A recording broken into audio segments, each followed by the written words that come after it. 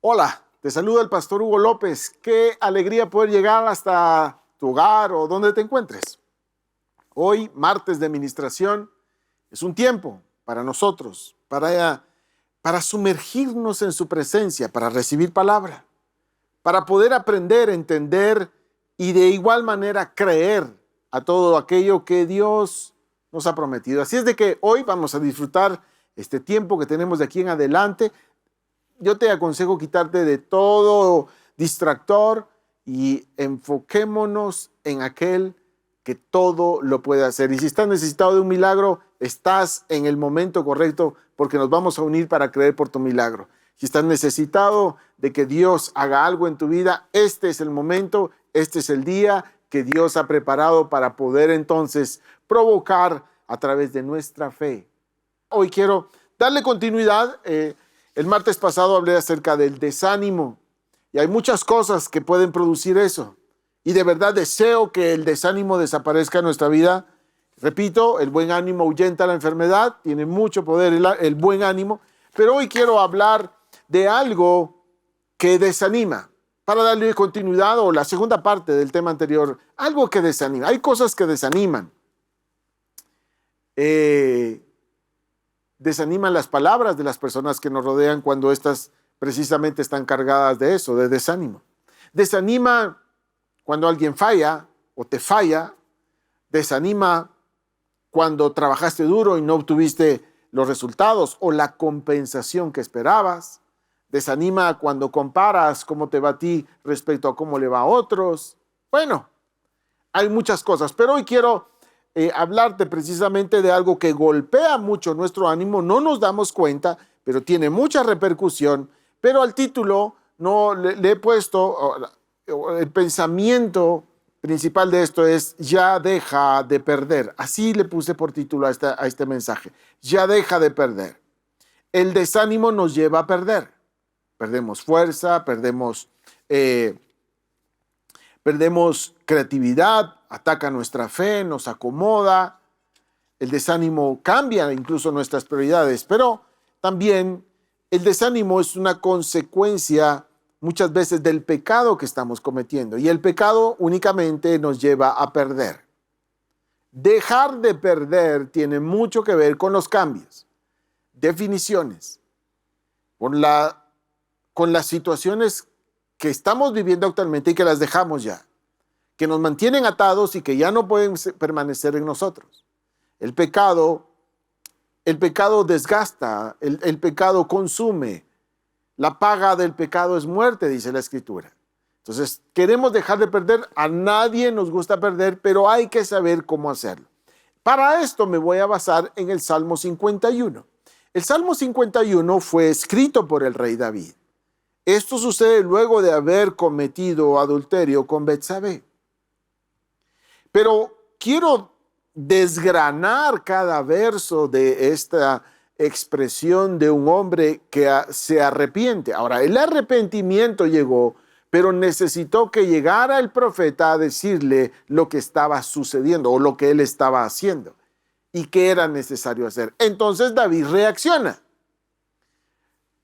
Muchas veces Dios en su misericordia va a utilizar a alguien para hacernos ver en el error y en el pecado que nos encontramos. Y debemos valorar, porque esa es una expresión de amor, antes de que venga un juicio o una consecuencia. Por eso es importante. Pero mira, de nuevo, hay que dejar de perder. A nadie nos gusta perder. Salmo 51. Quiero que por favor me acompañes con tu Biblia y por favor toma nota, porque van a haber cosas que te van a ayudar, que vamos a descubrir en esto. Recuérdate que es la expresión de un corazón que luego de una reprensión se arrepiente y entonces empieza a decir lo siguiente. Dice Salmo 51, ten piedad de mí, oh Dios, conforme a tu misericordia. Aquí hay arrepentimiento. Conforme a la multitud de tus piedades, borra mis rebeliones. Es importante reconocer que muchas veces hay cosas que se empiezan a construir dentro de nosotros y no nos damos cuenta la dimensión de lo que esto está abarcando o la dimensión de lo que está repercutiendo en nuestra vida. Verso 2, lávame más y más de mi maldad y límpiame de mi pecado. Mira, nuestros pecados no hay cómo ocultarlos. Esos están allí. Y la clave para que alguien se recupere y deje de perder es alejarse del pecado. El pecado mantiene cautiva la mente. El pecado mantiene cautivo el corazón. El pecado mantiene limitada nuestra capacidad de lucha, de enfrentar, de pelear. Y el pecado sí sirve para algunas cosas, sí. Sirve para construir mentira sobre mentira. Sirve para destruir hogares. Sirve para apartarnos de Dios. Para eso sirve. Bueno, es para lo único que sirve. Y lo entendemos muy bien. Entonces, dice en el verso 3, porque yo reconozco mis rebeliones. Para dejar de perder a causa del pecado hay que reconocer lo que hemos hecho. El que reconoce no se equivoca. El reconocer mis faltas, el reconocer en dónde he fallado, pero nos cuesta reconocer, no somos seres fáciles de reconocer. Nos cuesta reconocer cuando fallamos, cuando nos equivocamos, cuando mentimos, cuando estamos alejados de Dios. Nos cuesta reconocer. Entonces, para dejar de perder, una de las cosas que debo aprender es a reconocer dónde está mi error, a reconocer dónde está mi equivocación, a reconocer que el pecado me está alejando de Dios. Y dice la Escritura, alejados de Dios nada podemos hacer. Yo reconozco mis rebeliones y mi pecado está siempre delante de mí. Contra ti solo he pecado y he hecho lo malo delante de tus ojos. Las cosas que hacemos determinan la consecuencia de lo que vamos a recibir. Cada cosa que hacemos o incluso las cosas que dejamos de hacer repercuten en nuestra vida. Tanto el hacer como el dejar de hacer, siempre y cuando nosotros dejamos de hacer lo malo y empezamos a hacer lo bueno, entonces empiezan a cambiar las consecuencias. Cuando nosotros reconocemos que hemos hecho mal, nos ponemos a cuentas. Hay un hombre que dijo, si en algo he defraudado a los pobres, entonces yo se los retribuiré. Si en algo he defraudado a alguien y todo lo que tengo, dijo, la mitad de mis bienes daré a los pobres. Entonces, cuando tú vienes y empiezas a tener acciones contrarias, empiezas a compensar lo que has estado haciendo mal y empiezas a cambiar tus acciones, entonces hay muchas cosas que van a empezar a evidenciarse. Vengo acá, dice acá, solo contra ti he pecado y he hecho lo malo ante tus ojos, para que seas reconocido justo en tu palabra y tenido por puro en tu juicio. Verso 5. He aquí en maldad he sido formado y en pecado me concibo en mi madre. Ahora voy a empezar en el 6 y aquí ya empieza a describir cosas importantes para Dios. El arrepentido empieza a descubrir qué es lo que para Dios es importante. El que se arrepiente y se aparta de pecado sabe cuál es el camino a tomar y sabe qué esperar de Dios. Verso 6 dice, he aquí tú amas la verdad en lo íntimo. Nunca le ocultes algo a Dios. Tú amas la verdad en lo íntimo. Ahora, eso íntimo se refiere a esa comunión, a ese cerrar la puerta. Y cerrada la puerta, tu Padre que ve en lo secreto te recompensará en público. Ese lugar privado donde Dios trata con el corazón, donde Dios quebranta, donde Dios transforma, donde Dios habla, donde Dios quita o trata con esos pensamientos que no nos pueden seguir acompañando. Ese lugar íntimo es clave, pero el problema del pecado es que nos aleja de esos momentos de intimidad. Nos lleva a menospreciar o a dejar de valorar que cada vez que hemos estado bajo su presencia, muchas cosas cambian. Entonces dice acá, en lo íntimo, tú amas la verdad. Nunca le ocultes nada a Dios y nunca le digas a Dios una verdad a medias.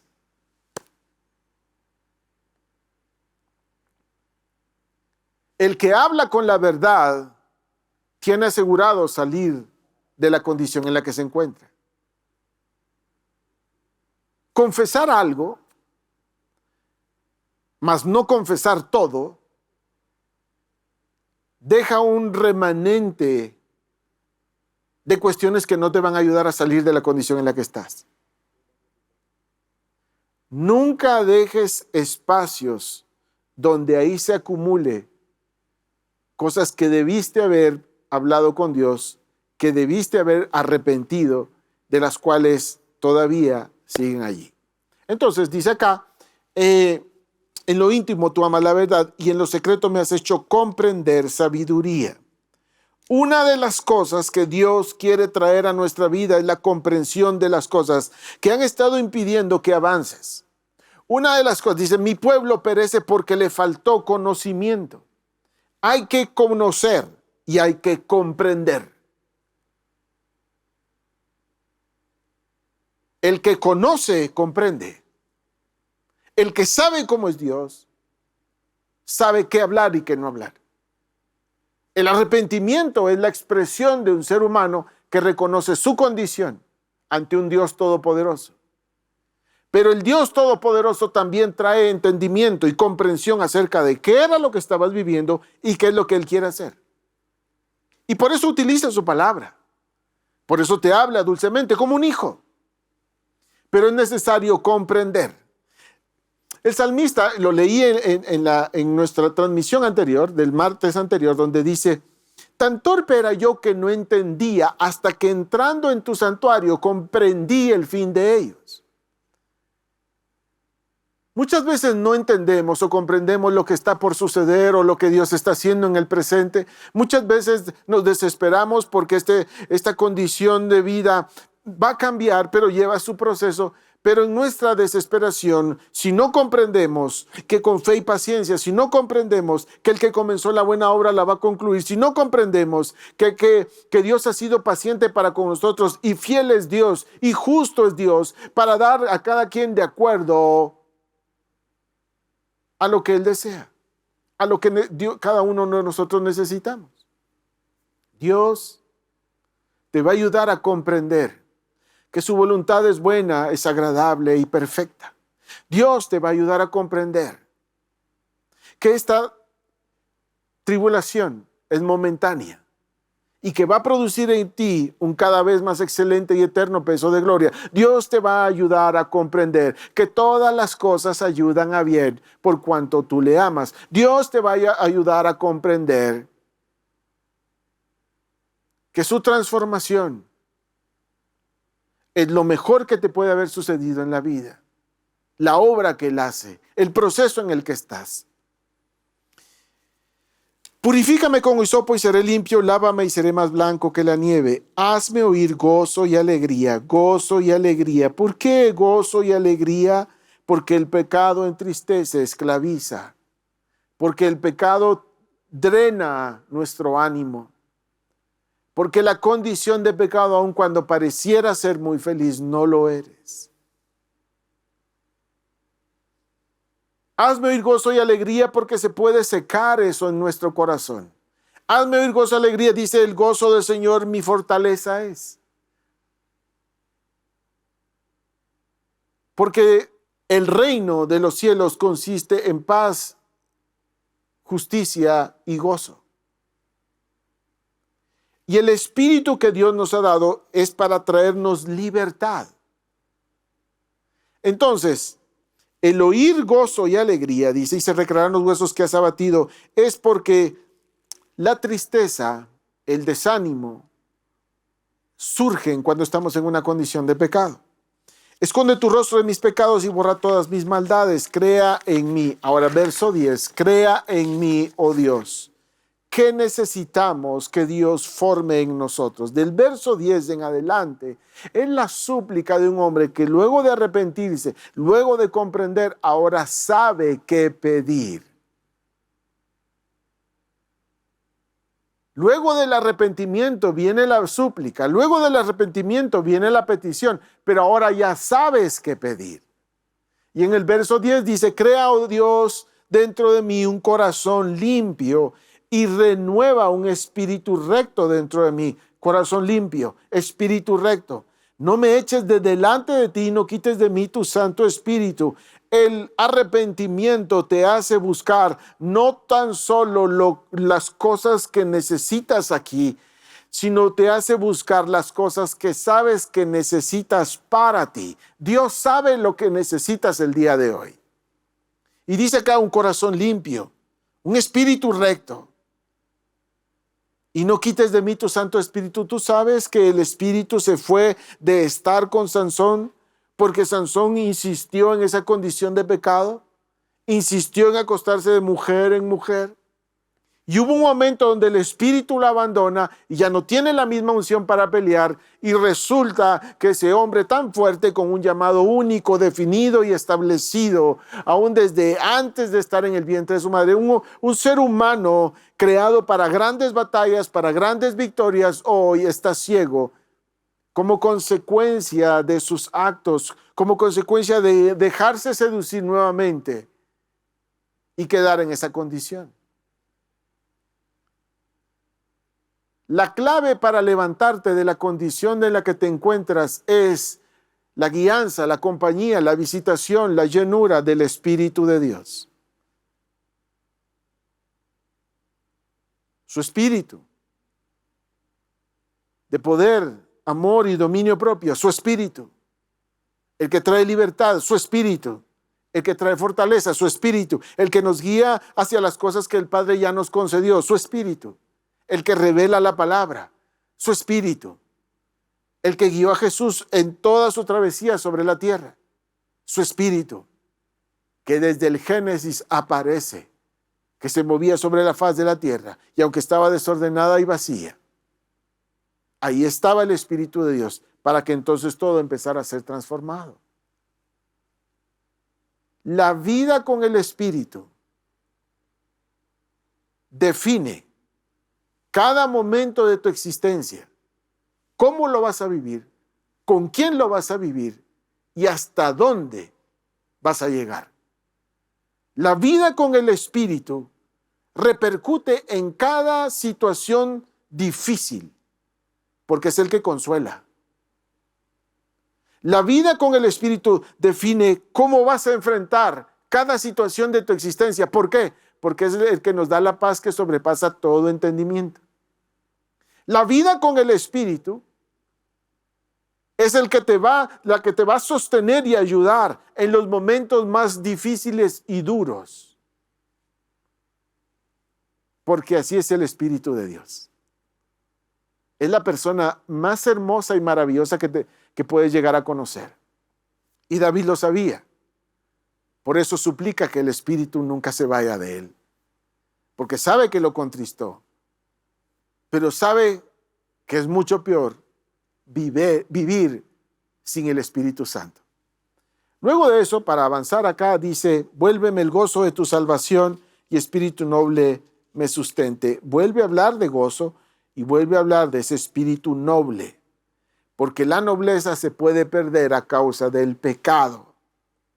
Verso 13, entonces, la consecuencia del verso 10, del verso 11, del verso 12, se evidencia en el verso número 13 cuando dice: entonces enseñaré a los transgresores tus caminos y los pecadores se convertirán a ti. Entonces podré hacer aquello que esperas que haga. Entonces podré hablar. Entonces podré ser alguien que lleve buenas nuevas. Sí, pequé, pero Dios me perdonó. Cometí un grave error, pero Dios me levantó. Y su Espíritu está conmigo. Quiero decirte que de esas épocas Dios saca una lección de vida, la cual le podría servir a alguien más. Quiero decirte que de esos errores no solo te levanta a ti, sino puede servir para que tú levantes a alguien más. Pero te vuelves útil cuando vives el proceso del verso 10, 11, 12 y sobre todo cuando te arrepientes. Y sigue diciendo acá: líbrame de homicidios, oh Dios, Dios de mi salvación. Cantará mi lengua tu justicia, Señor.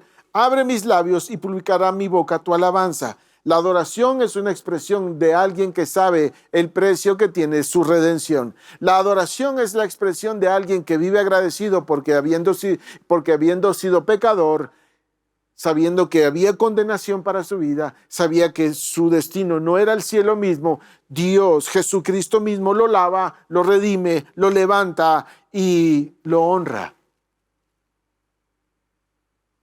Todos aquellos que entendemos a dónde íbamos y que Dios nos toma por hijos y ahora sabemos a dónde vamos. No podemos dejar de agradecer, de alabar, de exaltar y de glorificar. Por eso voy a hacer una pausa ahora en mi mensaje. Y te voy a invitar a que levantes tus manos, aquel que te redimió, que te salvó. Levanta tus manos un momento y yo lo haré acá y le diré: Padre, gracias por haber enviado a tu Hijo Jesucristo a salvarme. Gracias porque estaba ciego y tú abriste mis ojos. Gracias porque ahora sé por tu palabra que voy al cielo, pero mi destino era el infierno. Gracias porque ya el diablo no hace conmigo lo que él quería. Ahora soy libre, pero te pertenezco. Soy libre de la esclavitud del diablo, pero te pertenezco. Soy todo tuyo. Y haz de mí lo que quieras. Tengo la seguridad de pedírtelo porque sé quién eres, porque te conozco, porque me salvaste, porque me diste propósito. Y no dejaré de agradecerte por la eternidad, porque haciendo a un lado, tomando mis pecados y echándolos al fondo del mar, me hiciste tu hijo. Yo estoy agradecido por eso. Muchas gracias. Muchísimas gracias. Así como estamos orando, si tú reconoces que has pecado, que estás alejado de Dios, que se enfrió tu corazón, que dejaste de ser el que eras, que ya no sientes lo mismo ni por Dios ni por su palabra, que lo que menos tienes es el deseo de venir a la iglesia. Es más, no quieres que te hablen de Dios, pero por alguna razón sigues aquí. Quiero invitarte a que te despojes de ese peso, a que des el paso como lo hizo David. Y en este momento, en este Salmo 51, no es un rey hablando con Dios, es un ser humano, un pecador, reconciliándose con aquel que lo tomó y lo restauró. Haz esta oración conmigo ahí en tu casa, en donde te encuentres. Cierra tus ojos y dile: Señor Jesús, hoy te entrego mi vida, te entrego mi corazón. Me arrepiento de todos mis pecados y te suplico, me des la vida eterna. Quiero pasar la eternidad contigo. Sé que he pecado con mis pensamientos, con mis palabras y con mis acciones. Te pido perdón y te suplico me limpies. Gracias por amarme como soy. Gracias por aceptarme. Gracias por recibirme como uno de tus hijos. Gracias por sellarme con tu Espíritu Santo. Quiero amarte, quiero seguirte, quiero buscarte y voy a creer en tu palabra.